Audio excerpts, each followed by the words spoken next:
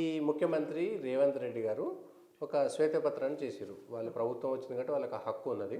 ఆ శ్వేతపత్రంలో ఉన్నటువంటి కొన్ని అంకెలు, కొన్ని డిపార్ట్మెంట్స్ వారీగా చెప్పినటువంటి అంశాలను మీరు ఎట్లా చూస్తున్నారో అది ఏంటి అసలు?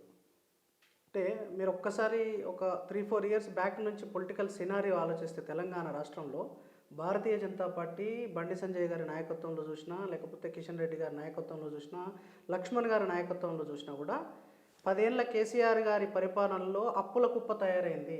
ఇక్కడ మేడి పండు చూడు మేలిమై ఉండు, పొట్ట విప్పి చూడు పురుగులుండు అన్నట్టుగా ఇక్కడ వ్యవస్థ ఆర్థికంగా ఇబ్బందికరంగా ఉందని చెప్పి మేము ప్రతిరోజు ప్రజాక్షేత్రంలోకి తీసుకెళ్తా ఉన్నాం.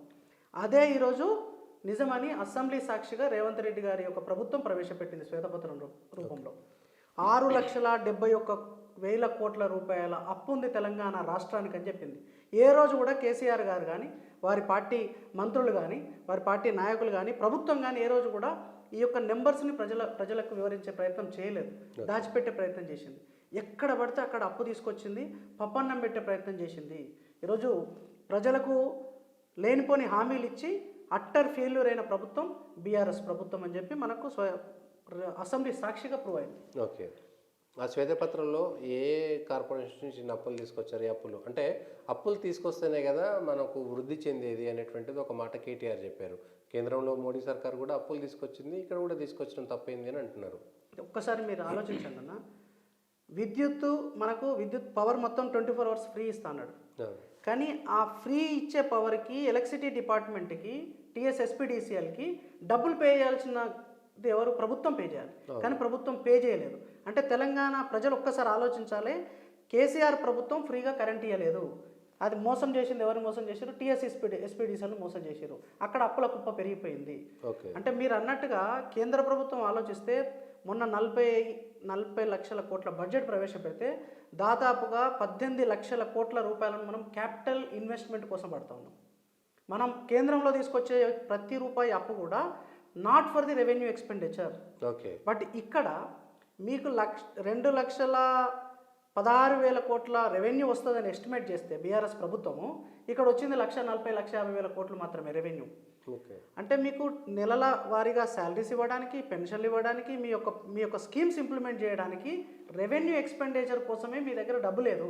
మీరు అప్పు తీసుకొచ్చి రెవెన్యూ ఎక్స్పెండిచర్ ఇంకర్ అవుతారు. అంటే క్యాపిటల్గా నిర్మాణాత్మకంగా ఏం చేయట్లేదు, ఎంప్లాయ్మెంట్ ఏం క్రియేట్ చేయట్లేదు, ఉత్పాదకత ఏం పెంచట్లేదు, మౌలిక వసతుల కల్పన లేదు.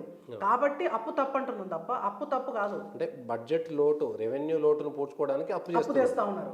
అది క్యాపిటల్ లోటు పూడ్చుకోవడానికి, నిర్మాణాత్మకమైన మౌలిక సదుపాయాల కోసం అప్పు చేస్తే అది తప్పు కాదు.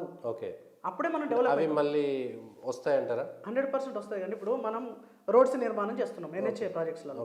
రోడ్స్ నిర్మాణం చేసినప్పుడు మన cost of per kilometer cost of transport అనేది 3 అంతలు తగ్గిపోయింది ఇప్పటికి, ఇక్కడ 10 ఏళ్లలో. అదేవిధంగా మనం పోర్ట్స్ కనెక్ట్ చేస్తూ ఉన్నాం NH రోడ్స్ని. దీని ద్వారా మనం ఎక్స్పోర్ట్స్ ఈజీగా చేయగలుగుతా ఉన్నాం. వచ్చే ఇంపోర్ట్స్ని త్వరితగతిన ప్రజలకు అందియగలుగుతా ఉన్నాం. కొన్ని ఇమీడియట్ 24 అవర్స్లో డెలివరీ చేయాల్సిన ఇప్పుడు టమాటా ఇట్లాంటివి ఉంటాయి, మనకు ఫిషరీస్ ఉంటాయి కదా, నిత్యావసర వస్తువులు ఉంటాయి. వాటిని ఇమీడియట్గా మనం సప్లై చేయగలుగుతున్నాం, ప్రజలకు అందియగలుగుతున్నాం. కరోనా సమయంలో కూడా మనం ట్రాన్స్పోర్టేషన్ ద్వారా ఎక్కువ ఈ మెడిసిన్ని త్వరగా అందించగలిగినాం.